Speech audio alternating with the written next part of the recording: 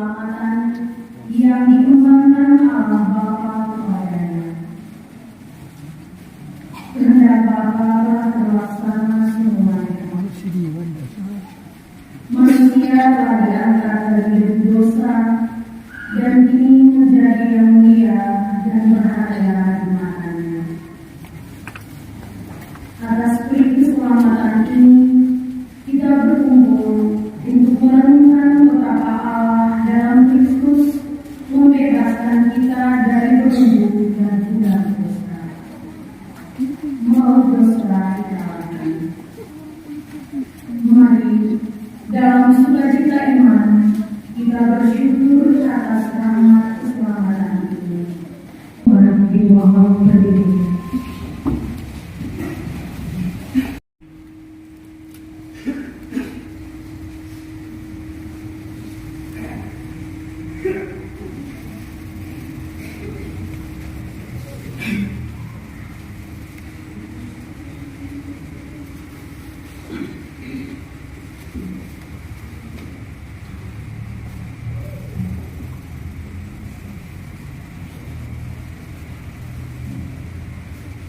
Dimohon berdiri.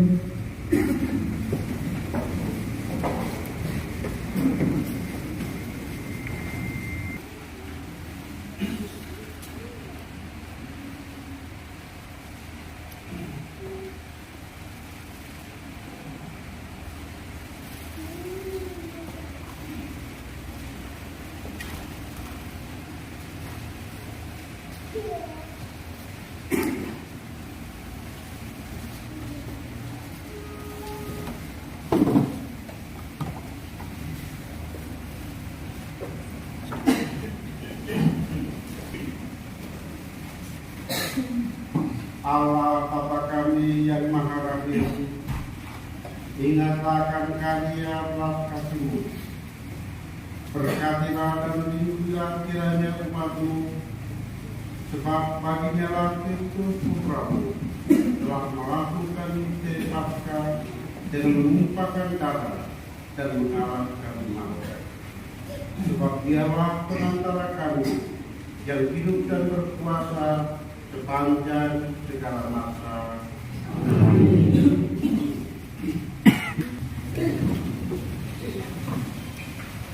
Bapak Ibu, saudara-saudari yang terkasih, bacaan suci yang kita dengar dalam pewartaan hari ini mengalir daripada hamba Yahweh yang mencapai titik puncak derita.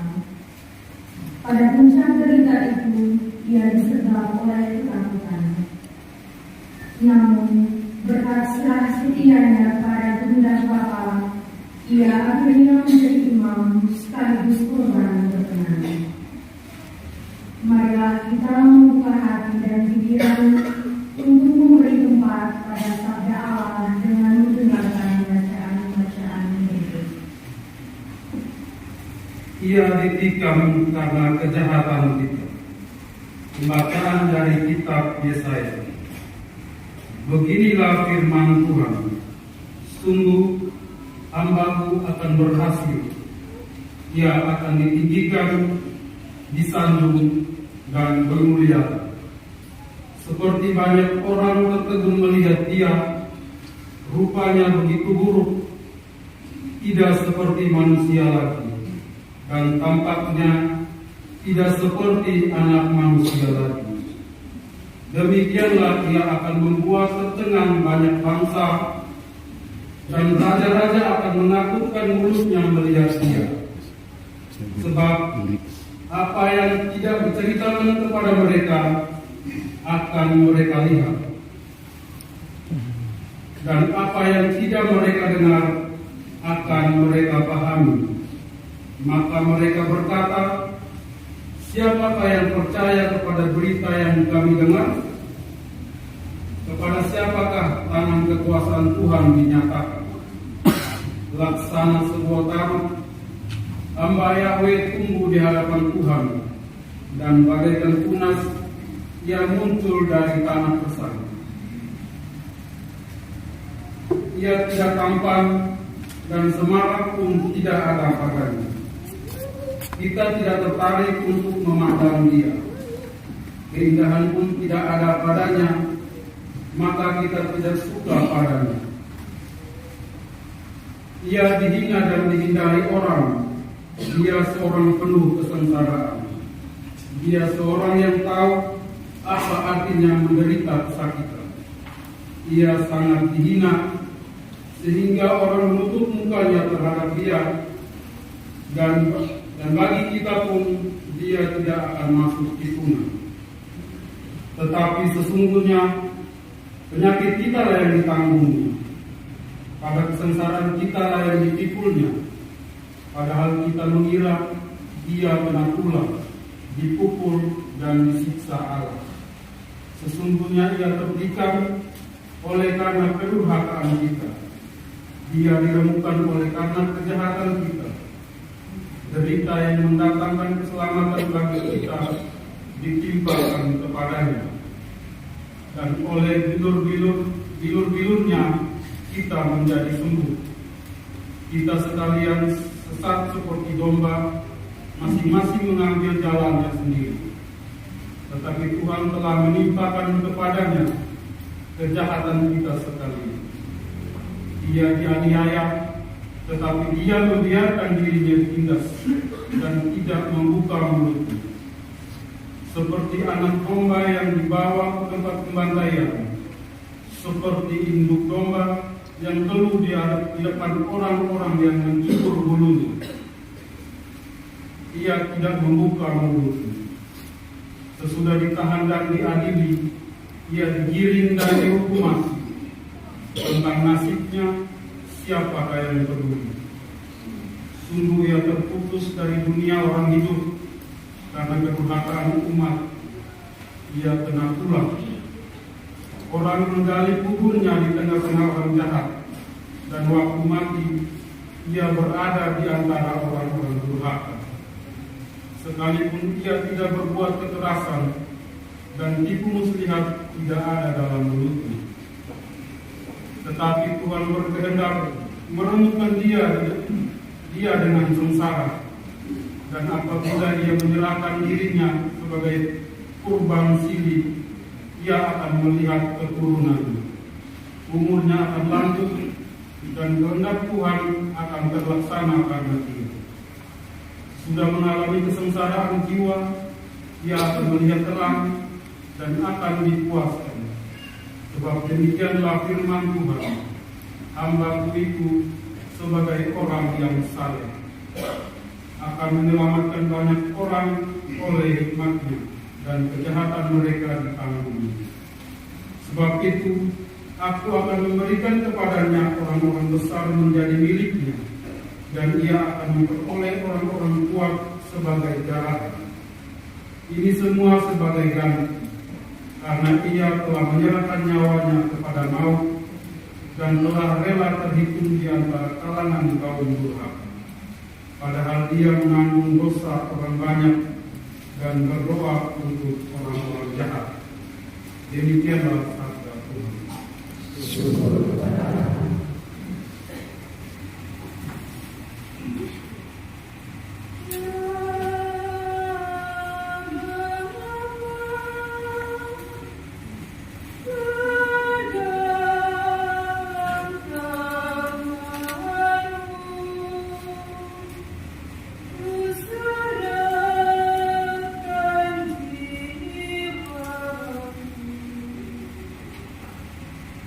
Ya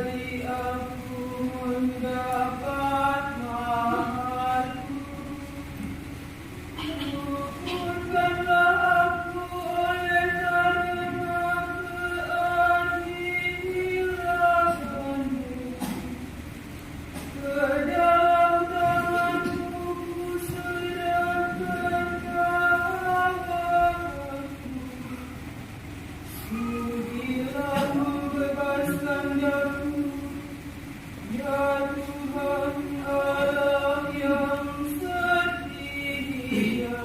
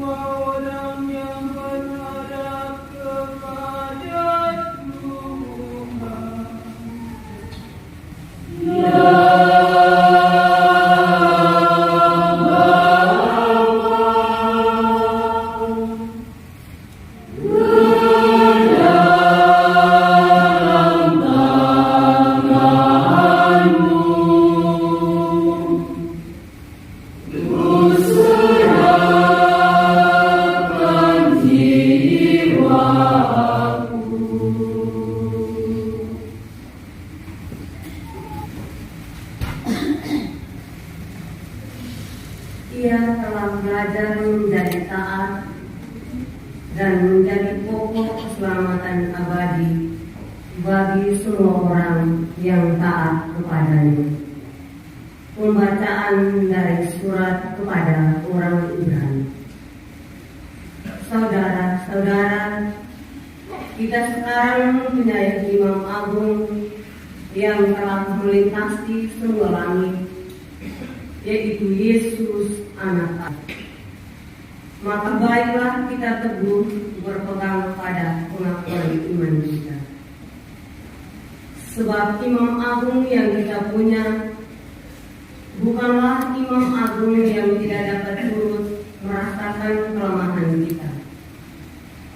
Sebaliknya, ia sama dengan kita.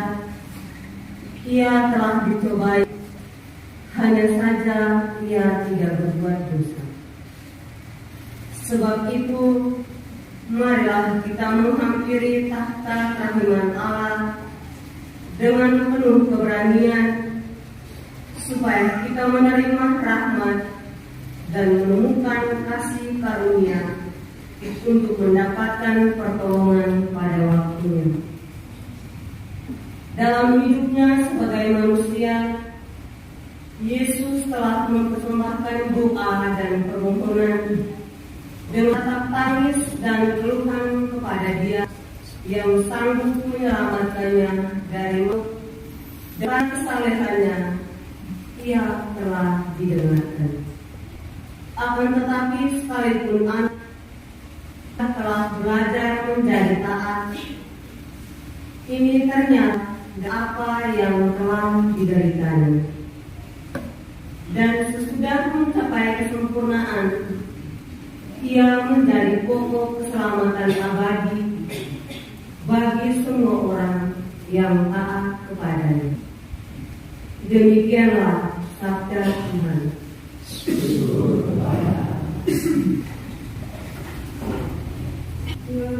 Terpujilah Kristus Tuhan, Sang Raja kemuliaan kekal.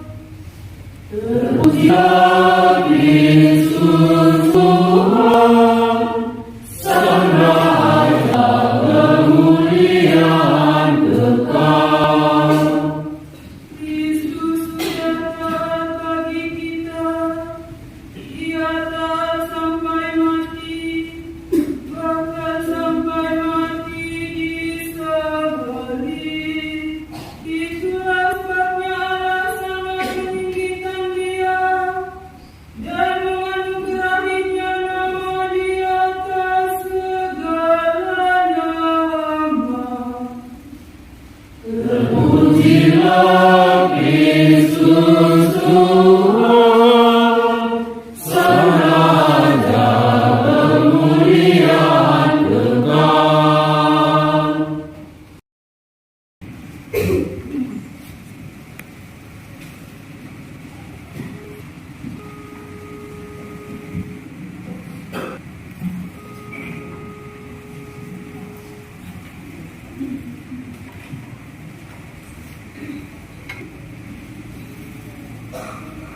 Inilah kisah sengsara Tuhan kita Yesus Kristus, tangan Yohanes. Malam itu Yesus pergi seberang sungai Kidron dan masuk ke suatu taman bersama murid-muridnya. Yudas pengkhianatnya tahu tempat itu.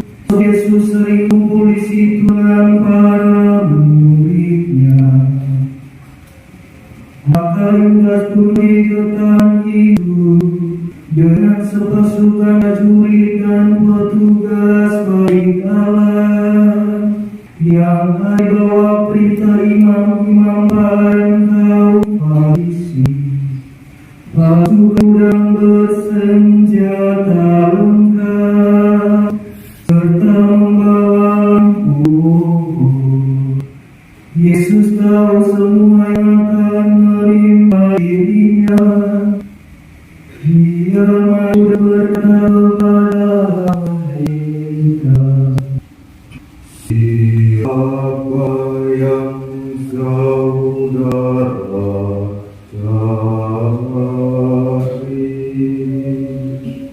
jawab mereka,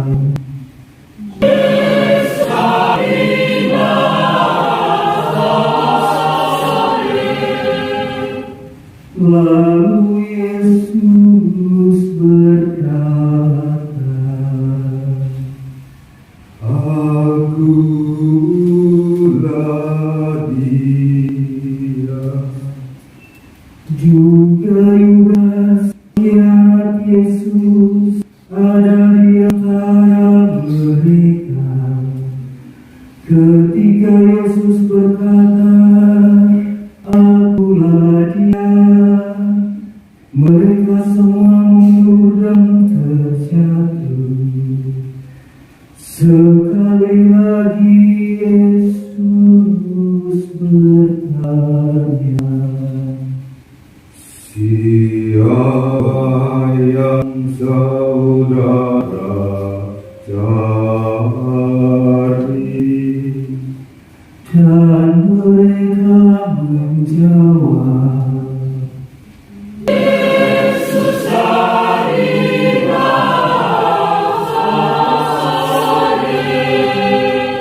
lalu Yesus menyambut,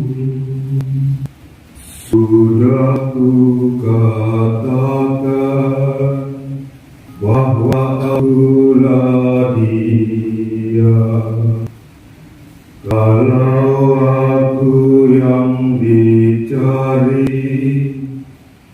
biarkanlah mereka ini pergi. Dengan demikian terjadilah yang dikatakan Yesus, dari semua yang Kau berikan kepadaku ya Bapa, tak seorang pun Kau biarkan hilang. Adapun Simon Petrus membawa sebilah pedang, dibulusnya pedang itu dan diayunkannya kepada hamba sampai terpotong telinga kanannya. Nama hamba itu Malkus. Lalu Yesus berkata kepada Petrus, sarungkanlah pedangmu. Apakah kau kira bahwa Aku tak mau minum dari piala yang diberikan Bapa kepada Aku? Maka pasukan dan perwiranya serta petugas dari kalangan Yahudi menangkap Yesus dan membelenggunya. Kemudian Anas mengiring Yesus mula-mula kepada Anas, mertua Kayafas, yang pada tahun itu menjabat imam agung. Adapun Kayafas pernah memberikan nasihat ini kepada orang Yahudi, baiklah kalau satu orang mati untuk kepentingan seluruh bangsa. Petrus dan seorang murid lain mengikuti Yesus. Adapun murid itu kalangan imam agung, maka bersama Yesus dia masuk pelataran istana imam agung itu. Tetapi Petrus tinggal di luar dekat pintu. Murid tadi keluar lagi dan mengatakan sesuatu kepada perempuan penjaga pintu, lalu membawa Petrus masuk. Perempuan itu berkata kepada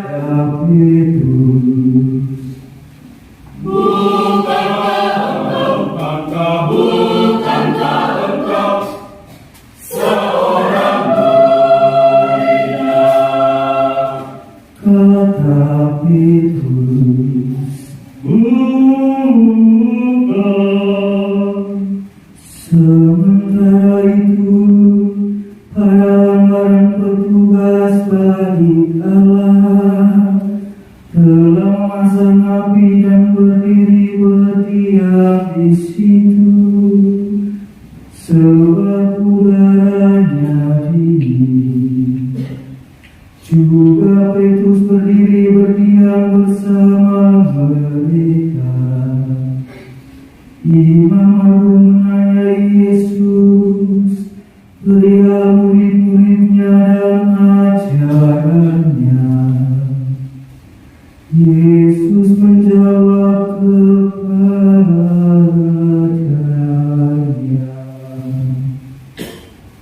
"Saya sudah berbicara terus terang di depan umum. Saya selalu mengajar di dalam sinagoga-sinagoga dan di dalam bait Allah, tempat semua orang Yahudi berkumpul. Dan tidak pernah saya berbicara sembunyi-sembunyi. Mengapa Bapa menanyai saya? Tanyakanlah kepada mereka yang mendengar saya. Tanyakan apa yang saya katakan kepada mereka. Mereka pasti tahu apa yang saya katakan."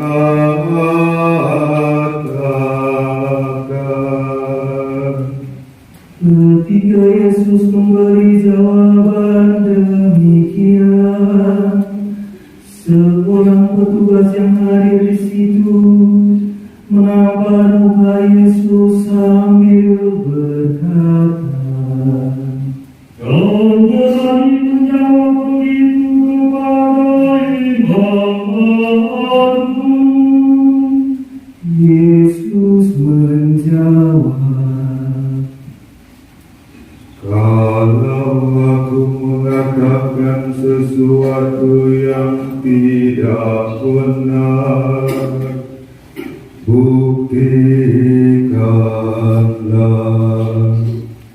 Tetapi kalau benar kataku, mengapa engkau menampar aku?" Kemudian Anas mengiring Yesus kepada Kayafas, Imam Agung. Simon Petrus masih berdiam. Kata orang kepadanya,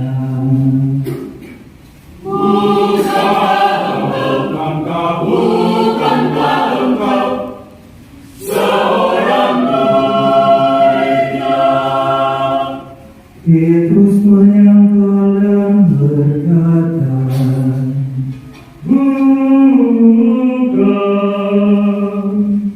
Kata seorang hamba Imam Agung, saudara dari hamba yang telinganya dipotong Petrus, "Rupanya aku melihat engkau di taman itu bersama Yesus."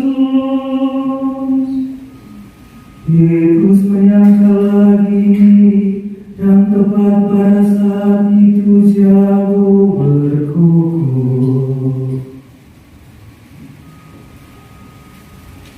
Yesus digiring dari istana Kayafas ke balai pengadilan gubernur. Hari masih pagi. Para pengiring Yesus tidak masuk balai pengadilan itu, supaya tidak menjadi najis. tetapi dapat makan domba Paskah. Maka Pilatus keluar dan berkata, Apakah tuduhanmu terhadap orang ini? Mereka menjawab, Sekiranya dia bukan penjahat. Kami tidak menyerahkan dia padamu. lalu Pilatus berkata, Periksalah sendiri dan adililah dia menurut tubuhmu sendiri. orang-orang Yahudi menjawab,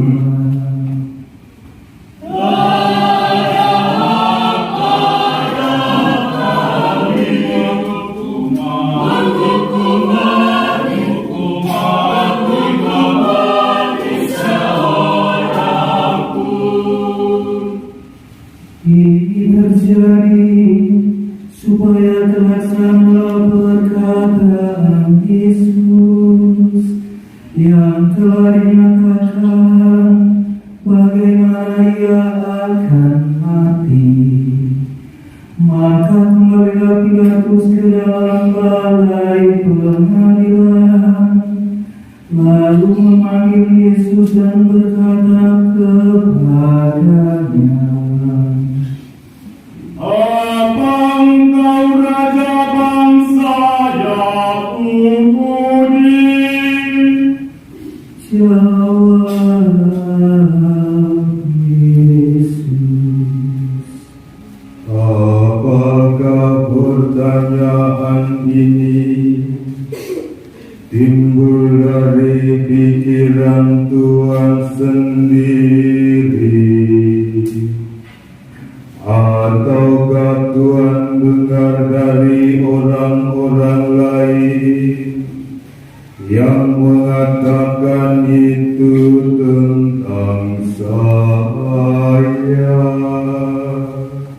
lalu Pilatus berkata, Apakah aku seorang Yahudi? Bangsamu sendiri para imam kepala menyerahkan engkau kepadaku. Apa yang kau lakukan? kemudian Yesus memberi jawaban ini, Kerajaan saya bukan dari dunia ini. Sekiranya dari dunia ini, hamba-hamba saya tentu sudah berjuang. Jangan sampai saya diserahkan kepada orang-orang Yahudi.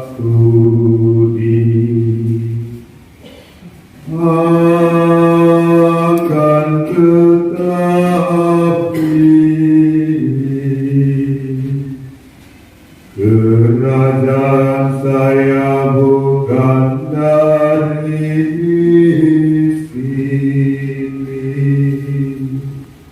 Pilatus berkata kepada Yesus, Jadi engkau raja.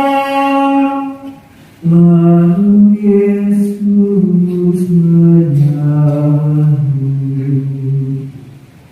Benar saya rasa saya dilahirkan dan datang di dunia ini untuk memberikan kesaksian tentang kebenaran. Semua orang yang cinta akan kebenaran mendengar suara saya. Pilatus berkata, Apa itu kebenaran? sesudah berkata demikian, Pilatus keluar lagi menghadapi orang-orang Yahudi dan berkata, Aku tidak menemukan alasan apapun untuk menghukum orang ini, tetapi biasanya aku melepaskan seorang tahanan bagimu pada pesta Paskah. Apa kamu menghendaki aku melepaskan raja bangsa Yahudi ini? mereka berteriak,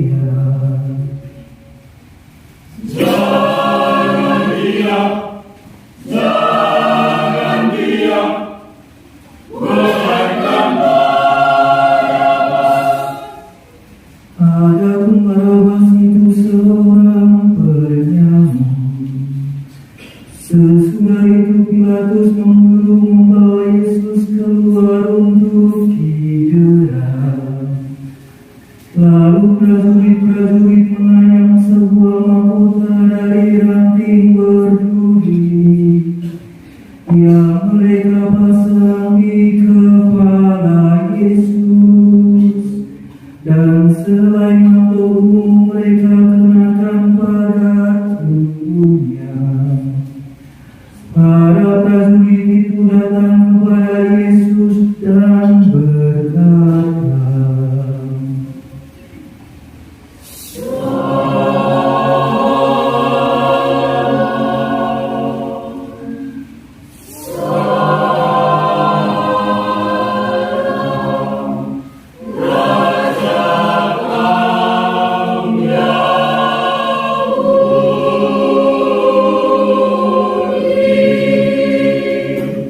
sambil menampaknya. Lalu Pilatus keluar lagi dan berkata kepada orang-orang Yahudi, Aku membawa dia keluar kepadamu, supaya kamu tahu bahwa aku tidak menemukan alasan apapun untuk menghukum orang ini. Yesus pun keluar bermahkota duri dan bermantul ungu. Kata Pilatus kepada orang Yahudi, Lihatlah manusia ini. ketiga imam-imam kepala dan para penjaga melihat Yesus, mereka berteriak, Salibkanlah dia, salibkanlah dia, salibkanlah dia, salibkanlah dia, salibkanlah. kata Pilatus. Ambillah sendiri dan salibkanlah dia, sebab aku tidak menemukan satu alasan pun untuk menghukum dia.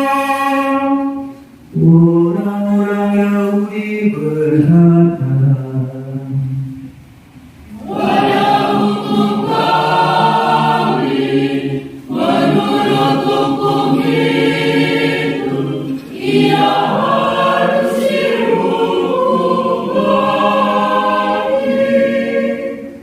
mendengar itu Pilatus bertambah takut.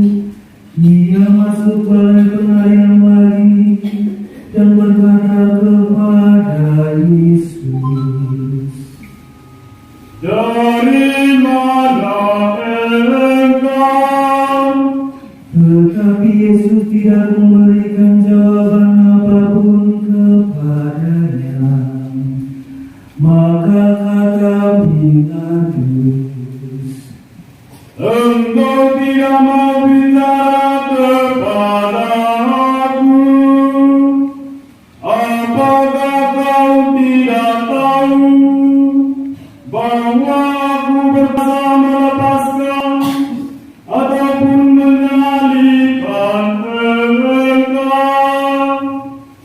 Jawab Yesus. Tuhan tidak mempunyai kuasa atas diri saya, kecuali kalau kuasa itu diberikan dari atas. Maka orang yang menyerahkan saya kepada Tuhan lebih besar dosanya. Lalu Pilatus mencari akal lain untuk membebaskan Yesus. Tetapi orang-orang Yahudi berteriak-teriak, Buanglah dia, buanglah dia, buanglah dia, salibkanlah dia, Mendengar itu, Pilatus keluar mengantar Yesus keluar dan duduk di kursi pengadilan di tempat yang disebut lantai ubin atau Gabata dalam bahasa Ibrani. Hari itu hari persiapan Paskah, kira-kira jam 12. Lalu Pilatus berkata kepada orang-orang Yahudi, inilah rajamu. maka berteriaklah mereka, Buanglah dia, buanglah dia, buanglah dia,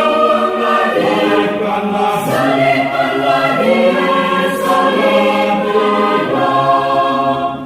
kata Pilatus kepada mereka,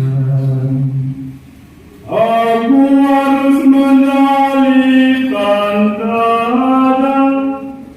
para imam kepala menjawab,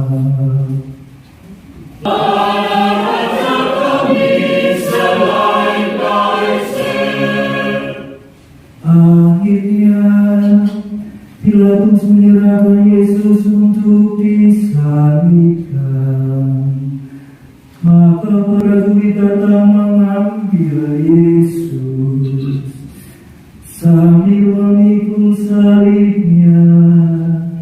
Yesus menuju ke tempat disebut tempat tengkorak atau Golgota dalam bahasa Ibrani. Di situ Yesus dipaku pada salib itu.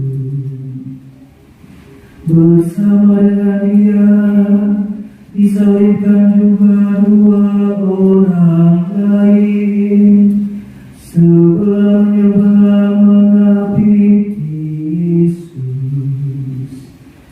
Pilatus menulis suatu keterangan yang dipasang pada salib Yesus. Bunyinya, Yesus dari Nazaret, Raja bangsa Yahudi.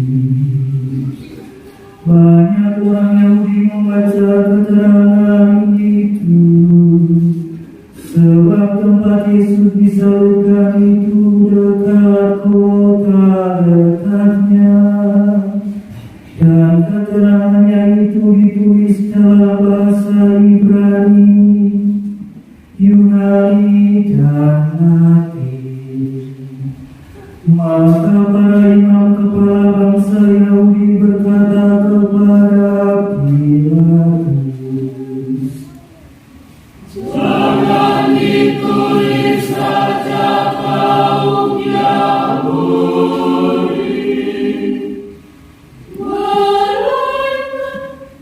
Ia katakan, akulah raja orang Yahudi. Tetapi Pilatus menjawab, Sekali kutulis, tetap kutulis. Sesudah prajurit-prajurit menyalibkan Yesus, mereka mengambil pakaiannya, lalu membagi menjadi 4, sebagian untuk tiap-tiap prajurit. Jubah Yesus pun mereka ambil.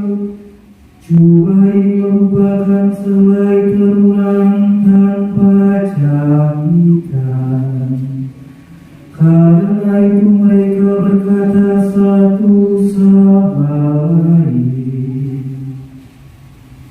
Jangan kita koyakkan, tapi baiklah membuang gunting untuk menentukan siapa yang dapat.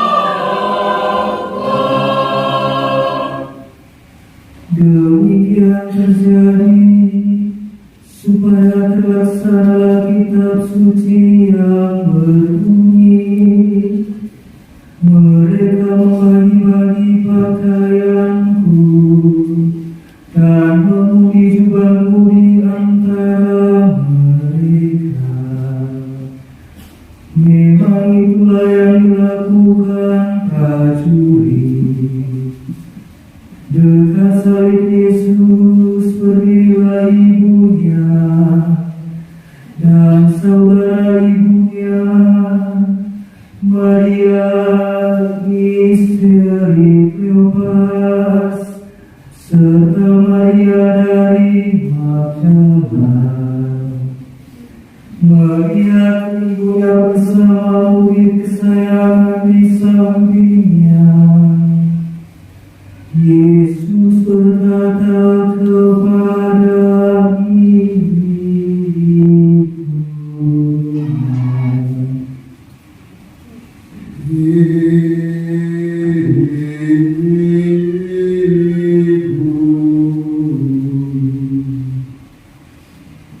Itulah anakmu.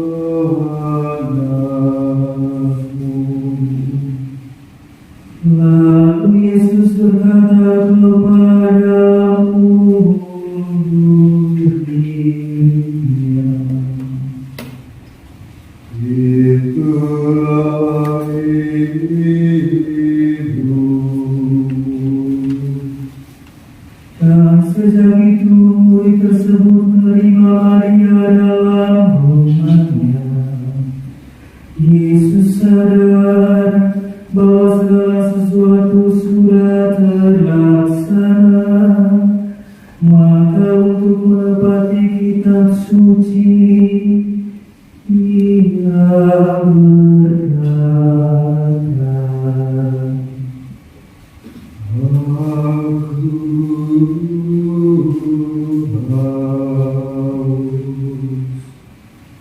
di situ tersedia sebuah tempat yang penuh cuka.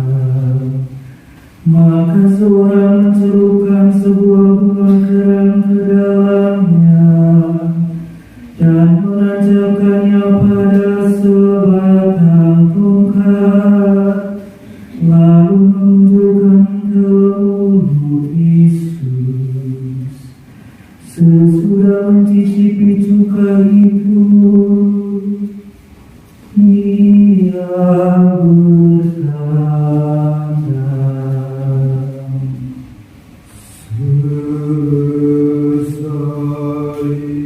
Selesailah sudah. lalu Ia menundukkan kepala dan menyerahkan rohnya. Berdoalah. Hari itu hari persiapan Paskah, supaya tubuh mereka jangan tinggal tergantung di salib selama hari Sabat. Sebab Sabat itu hari pesta besar, maka orang-orang Yahudi minta kepada Pilatus agar kaki ketiga orang hukuman itu dipatahkan, lalu mayatnya diambil dari salib. Maka serdaru-serdaru datang dan mematahkan kaki kedua orang yang disalibkan bersama Yesus. Sesampainya pada Yesus, mereka melihat bahwa ia tidak bernyawa lagi. Oleh karena itu kakinya tidak jadi dipatahkan. Tetapi salah seorang serdaru menikam lambung Yesus dengan tombaknya, dan segera darah dan air mengalir keluar.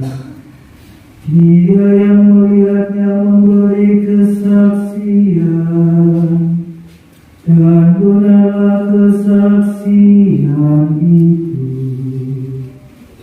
Dan ia tahu bahwa ia mengatakan kebenaran, supaya kau percaya pula.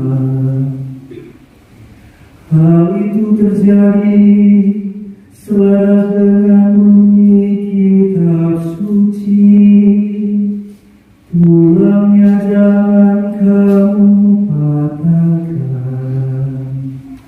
Dan di tempat lain tertulis, orang akan memandang Dia yang mendekati kami.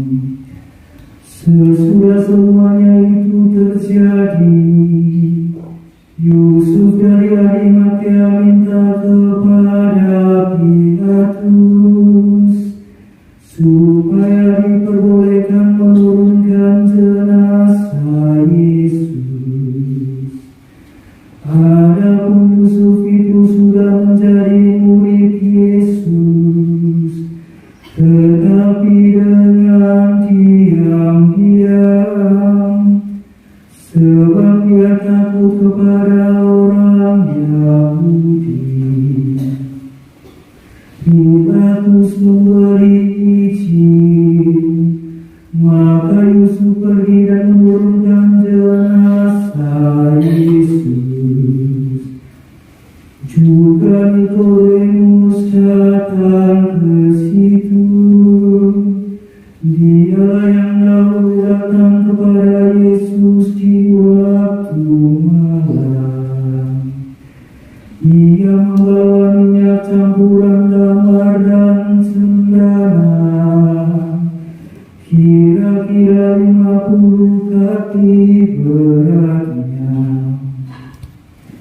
Mereka mengambil jenazah Yesus, membungkusnya dalam kain kafan, sambil membubuhinya dengan wangi-wangian itu, sesuai dengan adat penguburan orang Yahudi. Dekat tempat Yesus disalibkan ada sebuah taman. Di dalamnya ada kubur baru yang belum pernah dipakai. Karena itu hari persiapan Sabat Yahudi, dan letak kubur itu dekat. Maka Yesus dimakamkan di situ. Demikianlah Injil Tuhan.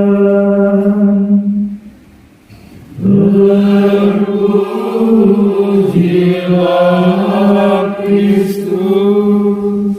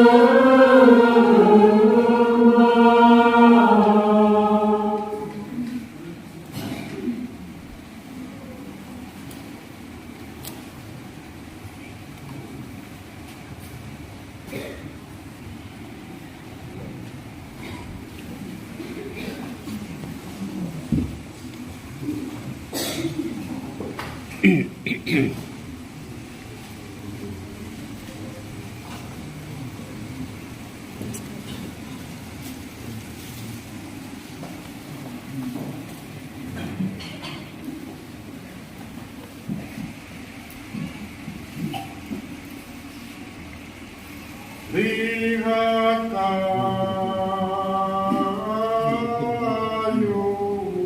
salib,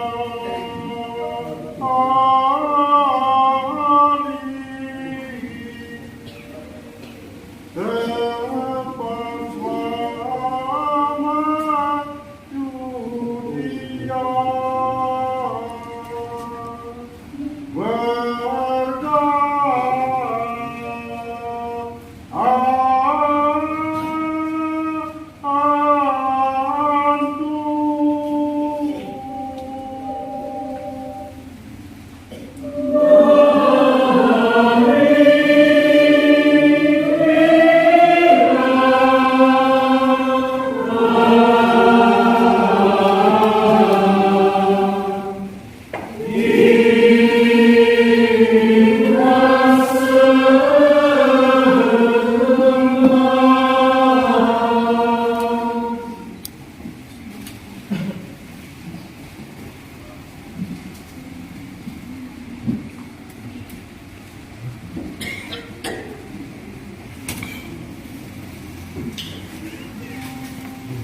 Bapak, Ibu, saudara-saudari yang terkasih, kini saatnya kita memberi hormat dan menyembah salib secara pribadi.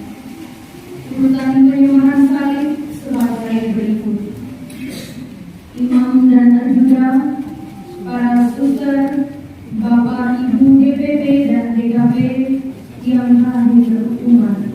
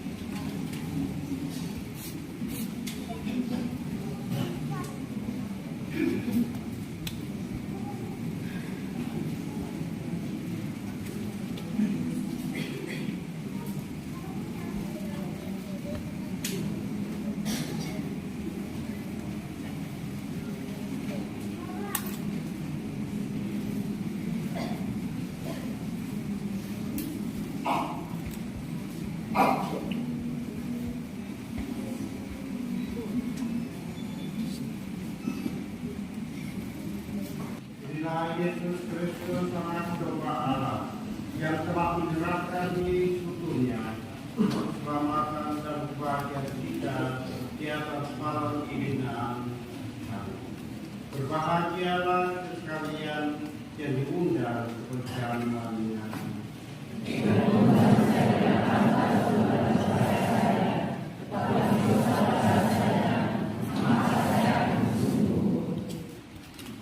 Tubuh Kristus.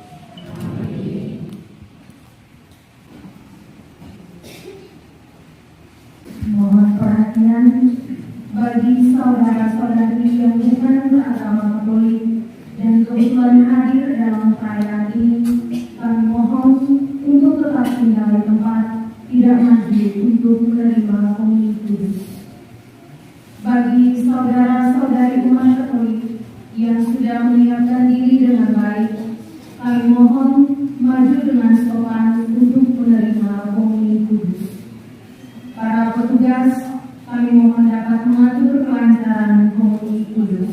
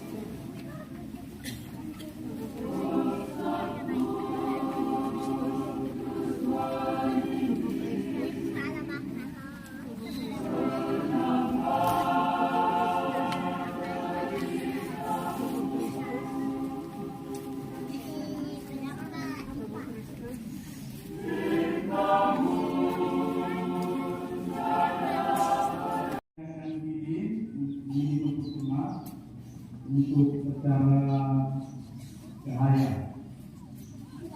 Ada kegiatan di depan untuk perayaan bersama, pasca bersama pada ini program pasca kedua. Yang terakhir, kita terima kasih sampaikan kepada petugas saudara hari ini, sponsor dari hubungan Nabi Rasul Nabila. Terima kasih untuk para rektor, terima kasih untuk dan juga keamanan dari saudara-saudara kita Banser wilayah Malaka. Demikian beberapa penyampaian. Sekali lagi terima kasih untuk kita semua.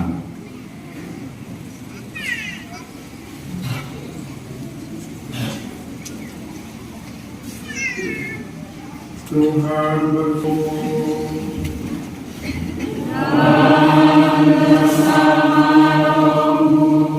Semoga Bapak Ibu serta saudara-saudara sekalian, mereka semua yang kita doakan dalam perayaan ini, seluruh kehidupan gaya kita senantiasa dilindungi, dibimbing dan diberkati oleh Allah yang Maha Kuasa, Bapa dan Putra dan Roh Kudus.